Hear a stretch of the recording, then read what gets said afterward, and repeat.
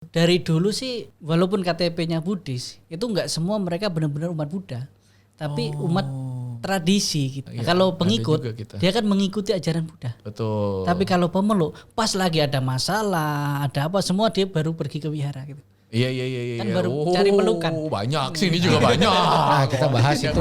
Kadang ke wihara ini proposal lagi, ke wihara ini pembangunan lagi, ke situ Emang apa objeknya lagi gitu. banyak mampus soalnya. Jadi kadang kala ada beberapa umat itu yang memilih umat Buddha tanpa wihara. Kadang kala kita itu lebih diterima di tempat lain. Betul. Iya. Maka saya kadang kala bukan kecewa tapi memutuskan Ya wis. lakukanlah sesuatu yang kamu di situ itu diterima dan dihargai gitu. Iya. Nanti kalau kita udah besar di luar, Ya. nah baru ini dulu kecil-kecil sama-sama ini sama Iya, saya iya, gitu. iya. Dulu kemana aja? Gua nginep di hotel. Bante nginep di satu keluarga Kristen. Kristen. Bante bukan Kristen, justru nginepnya di keluarga Kristen. Kristen. Nah,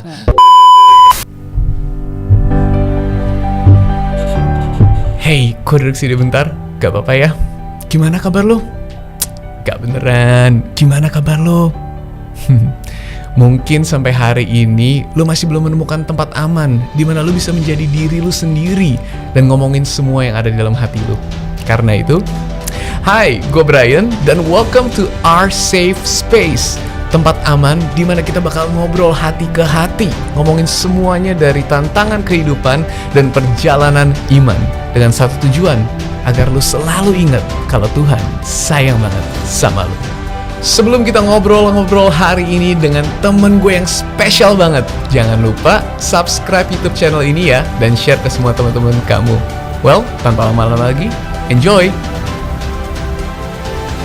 What's up guys? Welcome back to Safe Space, tempat dimana kita ngobrolin semua tentang iman tongkrongan yang mungkin kalian gak bisa pertanyakan atau obrolin di tempat-tempat yang terbuka. Nah, ini adalah minggu kedua, kita masih bersama the one and only Mr. Bante Dirapunyo.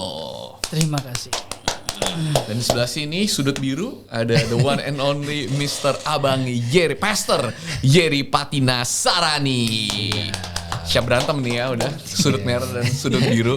Gitu. Tapi hari ini kita nggak akan berdebat untuk berantem, tapi kita pengen saling belajar, saling mengenal gitu kan dari Kristen dan Buddha. Karena minggu lalu kita udah ngobrolin dan mengenal dikit tentang kehidupan Bante Dira dan lifestyle, cara pikir Buddhism, dan itu ternyata menarik sekali, banyak sekali kesamaan. Dan lucunya memang setiap kali gue belajar dikit mengenai agama lain, gue bisa melihat lebih banyak kesamaan. So kita akan melihat persamaan dan perbedaan ya guys ya. ya. Udah siap? Kita lihat siapa skor yang lebih tinggi. Oke, mungkin kita mulai dari yang pertama. Ini banyak yang masih nggak paham nih. Kita ngomongin gereja dan vihara, kehidupan beribadahnya, umatnya dan lain-lain. Yang paling pertama ya, yang paling pertama mungkin esensinya dulu gitu kan. Mungkin masing-masing bisa saling menjawab nanti ya. Kalau gereja tuh apa sih, seperti apa esensinya, dan kalau vihara tuh seperti apa? Silakan Bang Yeri. Ya, kalau di kekristenan tuh sebenarnya esensi gereja tuh diri kita sendiri awalnya gitu. Cuma sekarang kan berkembang dengan kata eklesia, sehingga orang juga akhirnya melihat gereja sebagai gedung, tempat, ya kan? Makanya ada orang bertanya, kalau gereja adalah kita, kenapa hari Minggu kita bilang pergi ke gereja? Ya, oke. Gitu kan? Ya.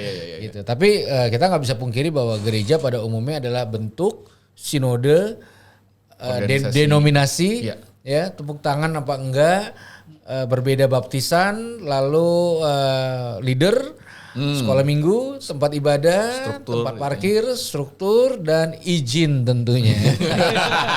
Yang mengikat semua itu jadi satu. Oke. Kalau vihara gimana, Bante? Wihara, itu tempat, hara itu dari kata aharang makanan. Jadi wihara itu sebenarnya tempat memberi makan batin kita. Jadi memang sama, nggak jauh beda bahwa sebenarnya makanan batin kita kan di dalam diri kita untuk kita sendiri. Tapi kita perlu satu tempat seperti itu bagaimana untuk ngecas lah gitu. Kalau baterai satu harian berapa hari kita pakai terus sesuatu hal yang mungkin tidak menghabiskan baterai kita, baterai keimanan kita kan gitu. Wihara itu tempat makanan batin kita. Oke. Ya, selain itu kadang-kala juga tempat cari makan ya. Oke. Berarti kalau dicas terus rusak. Oke. Nah, kalau ke gereja itu kan seminggu sekali, biasa hampir selalu hari Minggu ya. Iya. Kalau ke wihara itu berapa lama sekali? Kalau di Indonesia sih sama, seminggu sekali sih. Biasa dilakukan di hari Minggu. Hari Minggu juga sama, karena kita kan menyesuaikan hari liburnya. Oke. Tapi esensinya kalau Buddhis itu 1 bulan itu 4 kali, terutama bulan purnama terang dan bulan purnama gelap. Oke. Nah, tapi sekarang kan untuk sekolah minggu, untuk kebaktian itu ditetapkan biasa sering hari Minggu. Betul. Hari Minggu itu sendiri. Itu ya lihat Oh, ada sekolah minggu. ada sekolah minggu juga. Oh, ini ngomongin Gereja, Wihara, bro. Wihara. Oh. Sekolah minggu Buddhis kita. Oke. Nah, Jadi gimana- bentuk nanti kita bisa kebaktiannya studi, itu ada. bisa studi kan kita sekolah minggunya kan. Oke, berarti dilakukan di hari Minggu, biasa Minggu pagi. Minggu pagi. Dan bentuk, soalnya kan dulu ini kan muka Cindo begini, jadi kan udah ada sering melihat dari dulu aku Konghucu gitu keluarga Iya. kan, tapi nggak terlalu religi. Tapi biasanya kalau datang itu lebih kayak cuma datang ritual, pai-pai, pulang. Itu kan tapi nggak tradisi. ada tradisi betul. Lebih ke tradisi. Tapi kalau yang agamanya itu seperti apa? Ada kalau kebaktian versi. Ya kebaktian bagaimana anak-anak kecil yang istilahnya ke sekolah minggunya ya diajarkan ajaran budaya untuk mereka seumuran mereka. Oke. Yang muda-mudi ada juga. Biasa muda-mudi malam minggu ada. Youth, Jadi bro. ada Ada youth-nya. juga. Ajaran Buddha yang untuk anak-anak muda, seusia anak-anak muda itu topiknya apa di situ. Oke, ini dilakukan di kelenteng, di Di vihara. wihara. Beda ya, kelenteng itu kan Konghucu. Oh, kelenteng itu Beda, Konghucu. iya. Buddha Oke. wihara. Buddha wihara. Maka Oke. biasa orang dari dulu bilang, oh saya tadi ke Pekong, ke wihara tempat Bante, di situ banyak pasang dupa, Iya. hanya istilahnya dupa besar-besar, lilin besar. Itu bagian dari tradisi dan kebudayaan. Oh iya. Tidak semua wihara seperti itu. Kalau di wiharanya di orang Jawa, di Jawa sana, malah nggak ada tempat dupa yang besar-besar di depan, Oke, itu nggak oke. ada. Apalagi di Medan orang Karo, kebaktian pakai bahasa Karo. Oke. Orang India pakai bahasa India. Oke. Tapi apa kayak ada bentuk auditorium gitu di mana ada Ada. panggung dan lain-lain? Kalau kita lebih ke altar ya, kayak lebih ke seperti Katolik. Oke. Jadi di situ memang ada simbol penghormatan itu rupang Buddha, itu hanya sebagai kiblatnya lah istilah. Simbol penghormatan kita di situ. Nanti yang di sini, tapi kalau di wihara lebih banyak kan duduk di bawah. Duduk di lantai. Ya kecuali ya bekas gereja lah ya kan. Oke. Oke, tapi kayak ya ruangan semua orang melihat ke depan terus nanti ada yang Ada di depan yang duduk di depan itu berkhotbah juga, yang di Berkhotbah. belakang pakai matras, duduk di bawah itu tenang. Oke. Aku pernah datang di wihara Ekayana. Ekayana, ya. Ya. Oke. Waktu itu pernah diundang bicara di situ. Ya. Satu komplek besar. Lalu ada beberapa gedung, ada tempat sekolah minggu, ada ruang pastorinya juga, tempat ini. Kalau ada tamu duduknya di mana. Ada rundown-nya juga. Ada. Pakai rundown gitu Ada. ya. Berarti berapa kalau gereja kan 1,5 jam biasa. Kalau wihara berapa lama? Sama sih hampir segitu tergantung penceramahnya. Ceramahnya. Penceramahnya nanti ada dana paramita. Kayak persepuluhan itu kan. Oh. Oke, ada kolektor nggak? Persembahan nggak? Enggak, itu Dana masuknya paramita ke wihara. Oh. Nah, jadi misalnya ada lagu kalau saya sebut dulu waktu kecil itu lagu horor. Kenapa? Waduh. Karena pas muncul lagu itu, saya ke toilet pura-pura nggak ada. Oh sama, ada yang pura-pura terima telepon, ada yang pura-pura berdoa, persembahan Sama, lewat. di Buddhis gitu nanti ada kantong keliling kan, sama gitu nanti masukkan gitu kan. Iya, iya. Ada yang bandel dikit masukkan 5.000, tarik lagi 10.000. Ada juga. Itu biasa masuk ke kotak dana wihara. Oke. Ada di situ.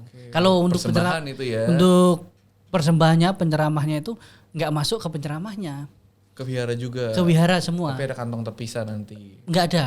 Oh enggak? Kalau ke penceramahnya Romo Pandita biasa Iya, kan, iya, iya. apa itu ya dari wihara. Jadi nanti. wihara ini kayak sistem, kalau di kita tuh kayak sistem gaji.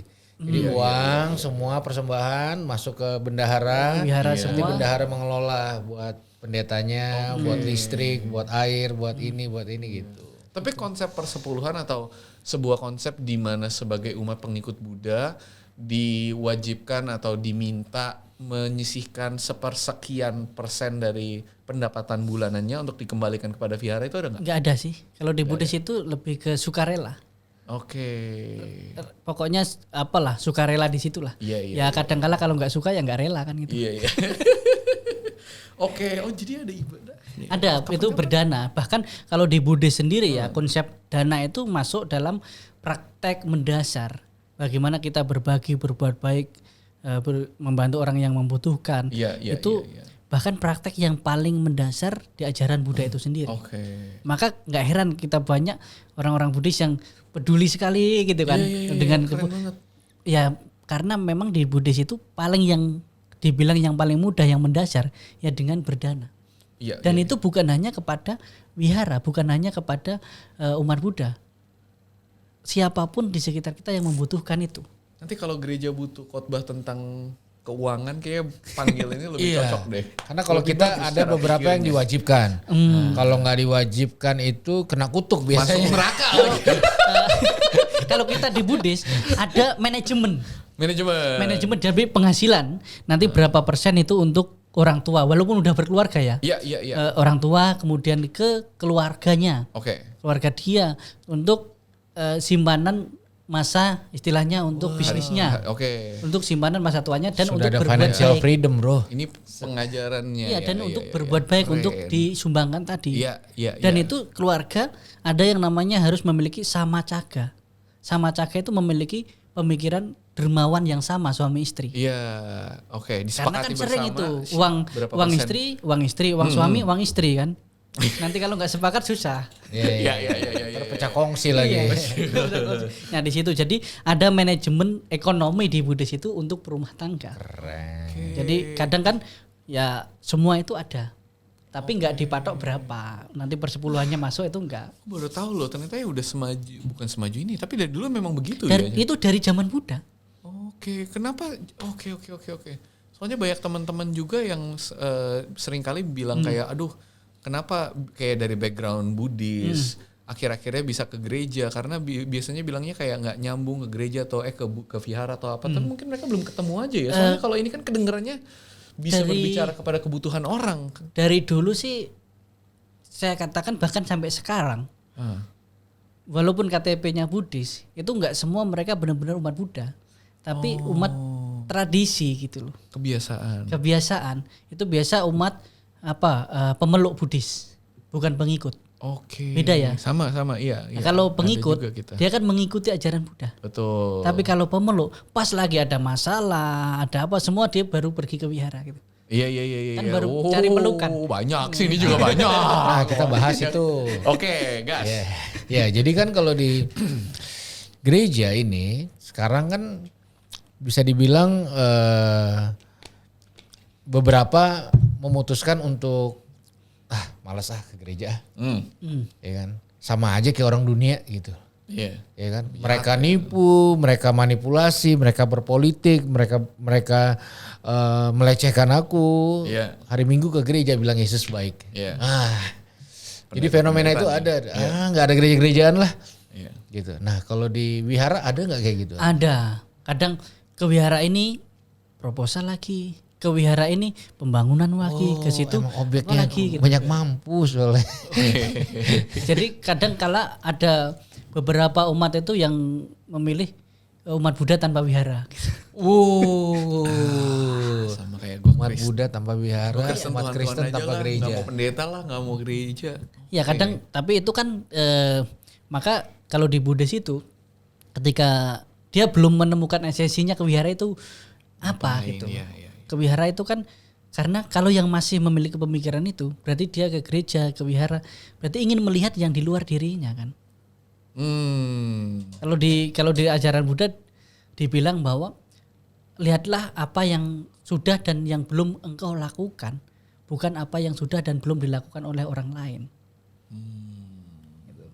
Bukan masalah gerejanya seperti apapun, wiharanya seperti apapun, tapi kalau iman kita, keyakinan kita benar, kita nggak terpengaruh loh di situ. Iya. Ya kalau misalnya ada istilahnya dana ini, dana itu, ya setidaknya kalau kita nggak bisa menolong ya ya cukup diam aja. Iya. Nggak usah memperkeruh suasana kan itu. Istilahnya itu. Tapi kadang kala mbok yo wihara ya jangan terlalu begitu amat lah gitu. Kadang kala kan gitu. Iya. Kadang kala kita saya walaupun sebagai pemuka agama walaupun nggak pemuka sekali lah gitu. Karena jarang di muka kan. Oke. Jarang di muka. Kadang kala kan wah ayo kesini, mari kita berdana, mari kita berbuat baik, mari kita istilahnya sesuatu hal yang sifatnya materi membangun agama ini dilandasi dengan kualitas bangunan, kualitas kita mampu, ruang sekolah minggunya semua, fasilitasnya ini semua menarik umat supaya datang itu kita harus membangun ini besar ini. Dan itu kadangkala yang menjadikan umat beragama itu takut ke tempat ibadah kan. Iya. Udah ada stigma duluan ya. Iya. Saya rasa di gereja kan ada yang seperti itu juga. Nggak ada lah ya, itu kan di negeri Konoha itu. Pokoknya ada sebagian yang menganggap bahwa besar pasti benar. Makanya harus besar. Karena besar merepresentatifkan kebenaran. Jadi jumlah jemaat, kebesaran organisasi, sama pendukungnya, pengkultusan individu. Nah itu yang dibangun terus. Semakin dia banyak follower, semakin banyak dia. Apalagi udah centang biru gitu kayaknya. Tinggal dibeli sekarang. Walaupun sekarang prabayar ya. Jangan-jangan yang tapi ada juga itu ya. Maksudnya manipulasi juga yang terjadi dilakukan oleh oknum institusi. Sehingga itu menyebabkan gapnya makin jauh lagi gitu. Sehingga orang-orang udah mulai ayo kita bangun gereja gitu. Gak tau jadinya gedung pertemuan di mana orang mau pakai bayar gitu. Ya sama kalau di istilahnya di keagamaan kan bahkan di Buddhis sendiri ya sering marilah berdana untuk kepentingan kita membangun semua. Dia menerima dari siapapun dari manapun semua umat Buddha. Tapi ketika sudah jadi orang mau buat acara, oh kamu kan beda organisasinya sama saya. Kenapa pas cari dana nggak bilang hanya menerima dari orang yang sama dengan saya? Sama ya di mana-mana. Jadi mungkin ini keresahan nggak cuma. Jadi kalau ada teman-teman Kristen atau teman-teman Buddha melihat ini, keresahan anak-anak muda sekarang nggak cuma di satu server aja. Ada banyak anak-anak muda yang capek dengan tontonan-tontonan seperti itu.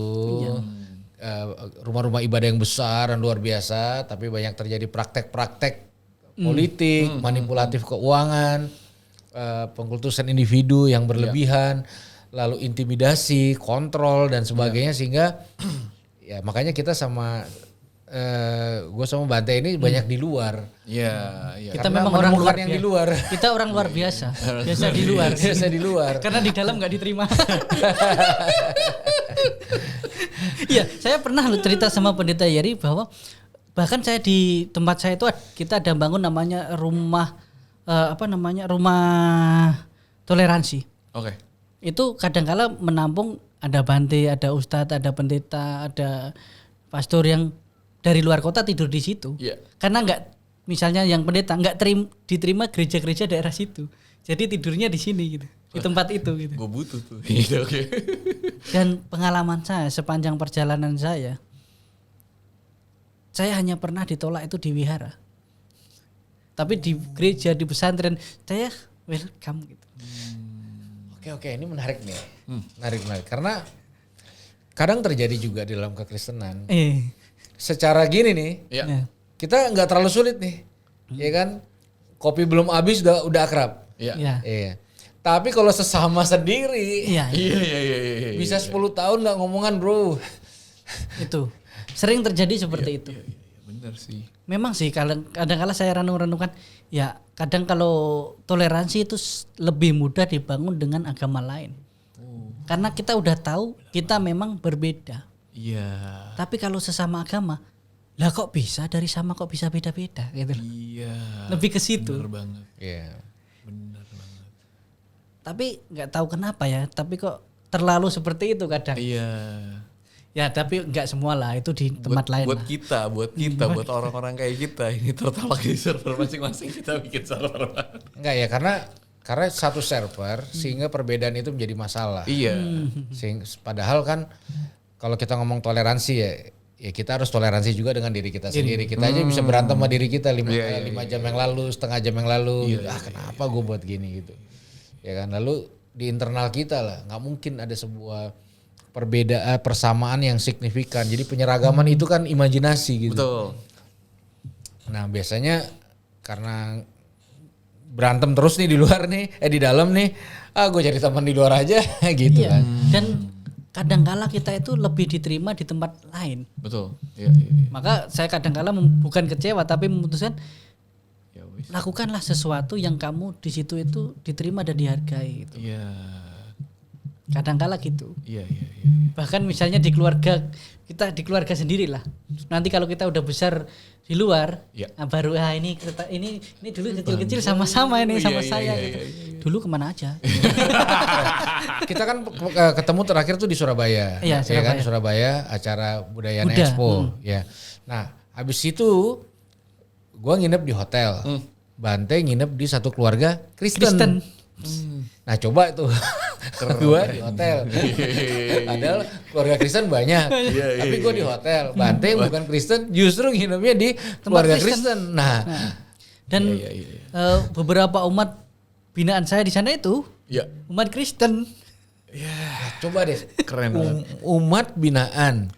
Ya Tapi kan? Kristen. Beda agama. Iya kan, tapi yang dibina beda agama, Iya. dan dia tetap jadi agamanya, kita tetap jadi umat agamanya. Nah, Yang lucu kan tadi kan, saya tidur di tempat umat Kristen. Iya. Pendeta Yeri di hotel.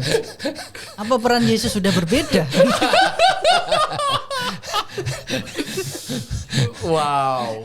itu jujur aja loh, aku mikir loh, ya kan? Oh nggak kebalik gitu Iya ya? makanya, iya kan, nggak kebalik dari status dari circleku, Iya. ya kan? Atau mungkin juga dari orang temannya binaannya Bante, ya Bante nginep. Pak Pendeta sekalian gitu kan. Enggak juga. Saya tahu itu. Itu berarti umat itu bukan di gerejanya Pendeta Yeri kan? Biar gereja juga belum tentu Bante. Iya. Nah, disitulah. Bahkan saya kan sering di Jakarta itu kan. Saya tempat diundang podcast dan lain sebagainya. Lebih sering yang antar saya itu bukan yang antar jemput saya, bukan umat Buddha gitu loh. Beberapa kali juga gitu. Oke. Bahkan saya nginep di Jakarta itu beberapa kali bukan di wihara. Oh. Di tempat Habib. Di pesantren. Keren. Jadi itu. Memang agak susah sih gitu. Ya makanya kehadiran Bante Dirani sangat penting dalam keberagaman gitu. Karena ada beberapa yang sangat kaku dalam hal yang seperti itu. Ya mungkin dalam kalangan saya juga kita kan nggak terbiasa menghospitality seorang pemuka agama. Dan kalaupun iya harus satu server atau dia lagi ada kepentingannya di kita. Lagi jadi pembicara di gerejanya atau di mananya. Ya kalau kita bisa seperti ini, kenapa yang di masyarakat seharusnya kan bisa gitu. Ya kita kadangkala untuk membangun hal-hal seperti ini memang harus dari akar rumput, harus dari bawah. Kemauan pribadi. Karena kita tidak bisa meluruskan bambu-bambu yang sudah tua, akan patah. Betul. Maka kita harus dari yang Dari yang muda-muda itu sendiri. Oke, kita balik ke gereja sama wihara ya. Ada nggak ini tadi kita sempat ngobrolin dikit, tapi kalau di apa? Kalau di Kristen tuh kadang-kadang kita bilangnya gini kan, dapat promosi kek, dapat bisnis baru kek, tapi bisnisnya bar nih. Wah bro, haram bro bisnis bar. Gak apa-apa, nanti untungnya gue perpuluhan ke gereja kok gitu kan. Kayak tempat pencucian gitu kan, gereja itu kayak tempat pencucian dosa, tempat pencucian. Tapi kalau ngomongin dana finansial pun itu seakan-akan kayak kalau udah dikasih gereja 10%, 90%-nya tuh suci gitu kan. Kan ada pemahaman yang seperti itu ya. Tapi di bawahnya lebih ke kebablasan gitu kan. Ternyata ada money laundry juga di situ. Iya. Di sana bagaimana? Sama kadang kan ketika saya pergi nginep di hotel gitu, umat kan bilang, Bante di kamar nomor berapa? Gitu. Waduh. Saya mau pasang nanti kalau saya kalau keluar nanti saya dana lah ke wihara. Coba, ini konteksnya kan. Oh sama ya. Nyari togel tuh. Iya. Dan seolah-olah kalau itu nanti keluar dia dana ke wihara, halal kan, itu istilah bahasanya loh. Iya. Mungkin ini cara pikir yang seperti ini ya. Selama endingnya bagus, kalau bahasa Inggrisnya tuh the end justifies the mean. Artinya akhirnya itu membenarkan caranya. Pokoknya kalau endingnya nyampe ke situ dan itu hal bagus, apapun cara yang kita tempuh nggak masalah, kan akhirnya bagus. Ya, ada satu syarat ketika kita melakukan kebajikan atau melakukan hal yang baik. Kita kadang melupakan syarat kita mendapatkan materi itu juga ada gitu. Berdana yang baik itu cara mendapatkannya juga harus sesuai dengan kebenaran. Oke. Ketika mendapatkannya itu dengan cara-cara yang salah, mata pencaharian yang salah, itu juga salah. Oke. Bukan kok berarti mata pencaharian salah ketika kita untuk berbuat baik langsung ada pencucian pengakuan dosa atau langsung hilang. Iya. Salah tetap salah. Berbuat baik tetap berbuat baik. Tapi kita lihat ketika kita berbuat baik itu niat kita kan udah berbeda. Oke. Bukan membantu niatnya. Berarti balik lagi ngeliat dulu ya. Iya. Jadi kalau endingnya baik tapi prosesnya itu nggak baik, nggak. Di situ kebaikannya berbeda. Nggak sempurna dong gitu. Oke. Karena kita basic kekristenan tuh kan kadang beberapa, nggak semua. Ada yang berpikir pokoknya endingnya itu bagus. Gimana caranya? Nggak masalah. Contoh, ending yang bagus apa? Pokoknya makin banyak orang terselamatkan. Percaya Tuhan. Kemarin saya baru baca sebuah artikel itu ngomongin bahwa gereja-gereja evangelikal di Amerika itu sering protes terhadap pemerintah pada saat pemerintah memberikan dana atau berbuat baik kepada masyarakat setempat. Diprotes. Baca lagi dong, kenapa diprotes? Ternyata tau gak kenapa? Gereja evangelikal di Amerika itu gereja yang paling sangat salah satu fokusnya, concernnya adalah bisa memperkenalkan orang kepada Tuhan Yesus. Bahasa halusnya, bahasa kasarnya kristenisasi gitu kan. Nah, gereja-gereja ini protes sama pemerintah, dibilang pemerintah tidak boleh memberikan sumbangan atau dana kepada orang-orang yang tidak mampu. Kenapa? Karena pada saat pemerintah memberikan itu, mereka bilang gini, gereja kehilangan kesempatan untuk berbuat baik kepada orang yang butuh. Kenapa? Loh, kenapa? Karena pada saat kita berbuat baik kepada orang, di situ kita bisa masuk. Untuk bisa... Jadi menganggap pemerintah itu saingan gereja ya berarti. Iya.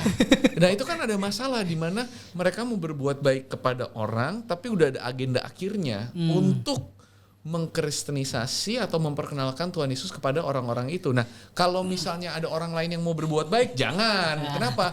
Kita akan kehilangan kesempatan kita itu untuk pasarku gitu. Itu pasarku gitu iya. kan. Kan itu messed up banget cara pikir yang menurut saya, menurut gue adalah gini. Kapan sebuah agama itu udah melenceng adalah pada saat sangat sederhana. Pada saat kita berpikir bahwa kebaikan untuk seseorang itu tidak terlalu harus penting, ada imbalan berarti kan? Kalau nggak diimingin dengan harus percaya yang kita percaya gitu kan. Jadi dia nggak bisa melihat orang seneng atau hidupnya lebih baik begitu aja. Pokoknya yang lebih penting adalah lu percaya gue, karena kalau lu percaya gue ini keabadian, keselamatan gitu kan. Nah balik lagi, kadang-kadang kan kita seperti itu. Pokoknya banyak orang yang percaya, artinya gereja bertambah, umat bertambah. Gimana caranya? Nggak masalah. Mau kita kasih buang duit untuk orang yang nggak mampu, nanti kita injilin sambil kita kasih makan, atau kita install sound system biar dari gereja sebelah kita tarik gitu kan. Pokoknya umat bertambah, makin banyak orang ketemu Tuhan. Caranya gimana? Terserah. Gitu. Sama bener, ya, ada juga sih. Ada juga? Ada juga. Kadang kan ada juga yang udah Banti saya mau dana ini, mau dana ini, mau dana ini. Tapi apapun yang saya butuhkan Banti harus bilang iya ya. Harus bisa ya. Gitu. Jadinya saya ketika orang itu bantu saya harus dikendalikan. Gitu. Ya. Lebih ke situ. Ada juga di sana. Iya ada pengendalian. Makanya kadangkala untuk mendapatkan itu nggak sulit sebenarnya. Oke. Tapi rela nggak kita terpenjara kan? Ya. Kadangkala dengan hal-hal yang nanti ada ini besar ini gitu istilahnya. Tapi hasil dari nggak sesuai kan gitu. Gimana? Kadang kan orang ya nggak apa-apa, yang penting kan berbuat baik. Salah tetap salah, berbuat baik hal yang berbeda gitu. Aku pernah buat satu statement yang banyak orang gereja itu nggak suka. Aku bilang gini, dulu orang keluar gereja berbeda dengan alasan sekarang. Dulu karena orang kehilangan iman. Sekarang banyak orang keluar gereja justru karena mempertahankan iman. Karena mereka melihat praktek-praktek yang terjadi di dalam gereja atau oknum gereja tertentu. Sama. Saya pernah bilang bahwa banyak sekarang orang tidak ke wihara. Bukan berarti tidak punya keyakinan. Tapi mereka lebih yakin kalau mereka praktek di kehidupan sehari-hari. Mempraktekannya daripada terkontaminasi. Di counter nggak statement itu? Ya, Iya. Maka kita duduk di sini ya. Kalau enggak mah udah nggak bisa lah. istilahnya sekarang kan orang itu mengukur religius seorang ketika dia sering terlihat di tempat ibadah. Gitu. Itu sama Padahal ya, kadang kacamata itu ya. kadang orang yang sudah melewati masa-masa spiritual, kadang mereka bahkan tempat ibadah pun kan dibawa di dalam dirinya sudah Pak. Tapi kadang kan orang, wah enggak lah itu kan harus ada tempat wihara. Ya itu sih masing-masing gitu. Iya. Bahkan kita sendiri kalau Buddhis, banyak orang kan, kalau umat Buddha itu harus ada patung besar-besar, harus ada istilahnya patung Buddha dan sebagainya. Saya menemukan ketika saya belajar di Thailand, bahkan wihara-wihara di hutan, biku-biku yang berlatih itu di hutan, nggak perlu ada patung Buddha atau lain sebagainya. Apakah dia tidak yakin kepada Buddha? Justru keyakinannya tidak dibatasi oleh simbol-simbol lagi, tapi di luar simbol itu. Buddha itu di mana? Di hatinya. Bukan lagi, kalau enggak, ini kok enggak sesuai, enggak mirip dan sebagainya. Enggak, bukan itu masalahnya. Identitas kita bukan orang lihat di masyarakat kan, kalau di sini pakai liontin Buddha itu umat Buddha, kalau pakai salib Kristen. Padahal umat Buddha banyak yang pakai salib itu. Itu karena ceweknya Kristen aja. Apalagi kalau mau ke rumah calon mertua. Besar-besar ya. Iya. Padahal pulang ke wihara dia. Jadi sebenarnya keresahan-keresahan kita sebagai orang-orang yang beribadah memiliki ini sama juga ya, mau di gereja. Iya, udah masuk dalam ranah Kristen general Buddha. sih. Orang-orang anak-anak muda udah mulai capek dengan kehidupan beragama yang protokol, lalu dengan hal yang seperti itu, standar-standar yang dipaksa mereka harus ikuti dari kehadiran baru dibilang eksis, baru dibilang itu, sehingga mereka mungkin memutuskan untuk menjadi ya seperti coki, lebih aman, tanpa tuntutan, tanpa ancaman, ya itu tempat safe space. Padahal sebenarnya kita juga memberitahu dari dua perspektif agama bahwa safe space-nya tetap ada, nggak harus kok ada di tempat agama, rumah agama, ketika kita bisa membawa rumah itu dalam kehidupan kita sehari-hari. Ya karena kadang-kala kan agama itu kan soal pribadi. Kadang-kala nggak perlu dipertontonkan, diperlihatkan. Kadang-kala memang sih yang terlalu eksis di tempat ibadah itu bukan karena keimanannya, tapi karena ada perjanjian atau kontrak yang berhubungan dengan kehidupan. Bante kalau diundang ke gereja tolong ngomong itu dong. Soalnya di wihara juga ada. Nanti aku coba bantu ngomong itu juga. Mungkin kita bisa tuker ya, pendeta Yeri ngomong ke wihara, saya ke gereja gitu. Habis itu kita kabur berdua. Enggak, tapi keresahan ya bagi bukan hanya saya yang merasakan, tapi anak-anak muda Buddhis juga. Kadangkala terlalu monoton di tempat-tempat ibadah itu. Pokoknya nggak boleh ini pantang. Akhirnya anak muda kabur semua. Betul. Kita tidak merangkul jadinya. Tidak merangkul, kabur semua. Ketika itu baru yang senior keluh kesah. Ketika kita tidak menyediakan tempat yang diperlukan anak-anak muda itu, pasti mereka akan cari tempat yang lain. Betul. Bener. Maka kadang-kala anak-anak muda kan lebih sering ke surga yang ekspres. Iya. Ke wihara hanya dijanji-janjikan kan. Di situ malam-malam ajeb-ajeb langsung surga ini. Tapi zaman sekarang tuh malah aku ngelihat lebih banyak komunitas-komunitas Buddha, gerakan-gerakan anak muda yang mulai kayak seakan-akan mungkin di setiap agama mungkin ya.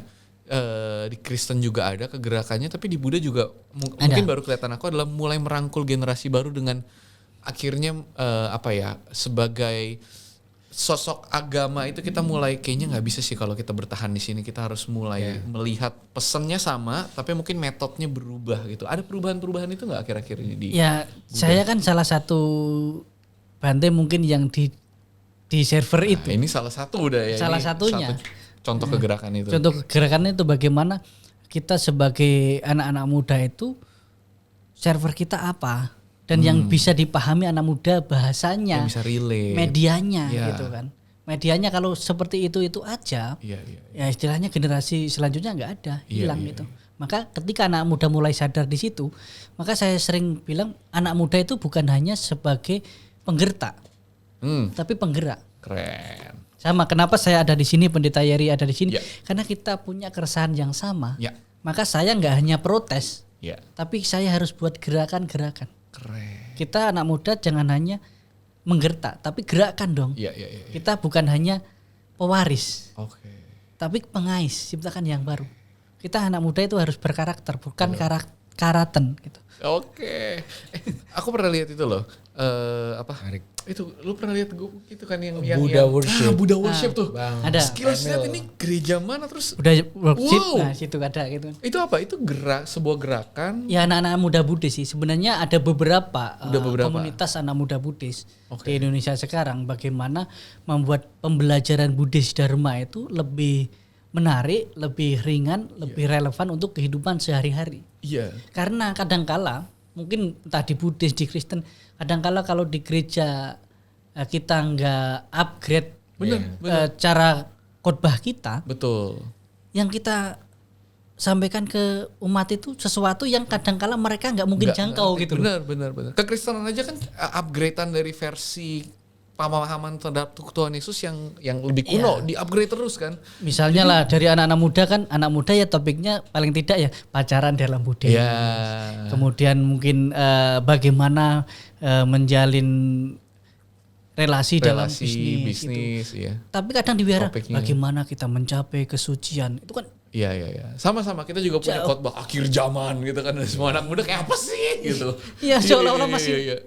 nggak usah Ngawang nggak gitu. usah terlalu surga neraka nanti gitu. Iya. Sekarang ciptakan surga bagi dirimu sendiri, bagi orang lain dan di sekitarmu. Itu yang bisa dijangkau sekarang lah. Gitu. Praise and worship-nya itu gimana? Itu kena loh aku dengerin.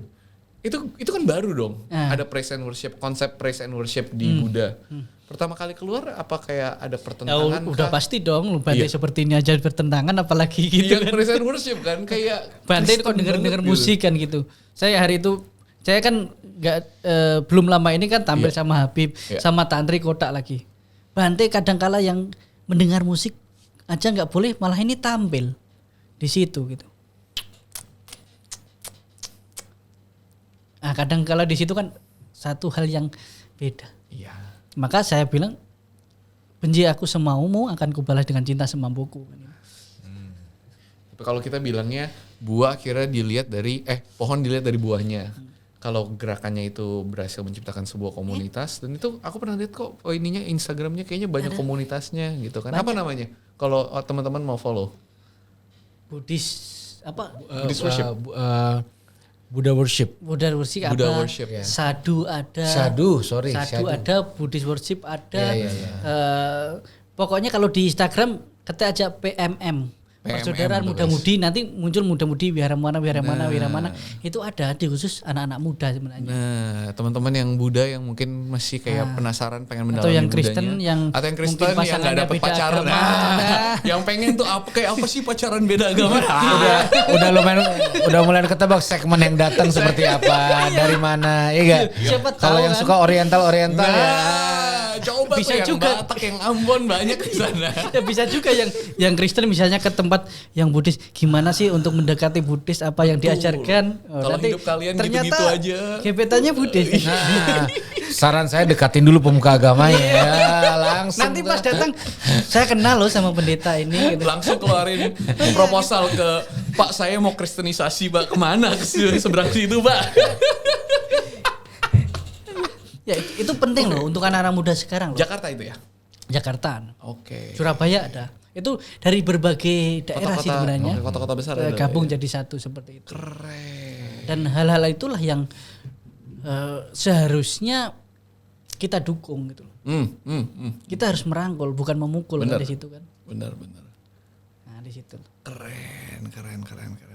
Oh gila, seru banget guys. Gue belajar banyak banget sih hari ini. Jadi kapan kita khotbah ke Wihara. Nah, kita bikin safe space on the street. on the street? Kan ada kalau sekolah kuliah kan pertukaran pelajar. Gimana kita nggak pertukaran apa kan? Betul. Penceramah kan bisa juga. Benar. Kalau kita tukar mimbar istilahnya. Tukar mimbar. Tenang lah nggak apa-apa persepuluhannya ku kasih lagi. Soalnya dari umatnya lebih banyak. Aduh.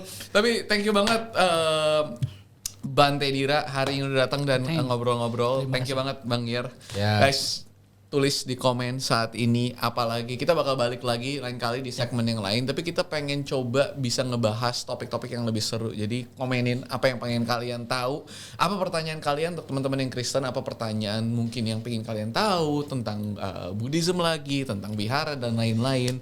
Mungkin kalian pengen tahu bagaimana cara mendapatkan hati seorang wanita Buddha, pasti beda dengan Kristen tentunya kan. Untuk teman-teman yang lain, tulis saja komennya. Jangan lupa subscribe dan ikutin terus and bagiin ke teman-teman kalian. Thank you udah bergabung hari ini. Thank you so much Bante. Thank you Bang Yer. Sampai jumpa di episode berikutnya.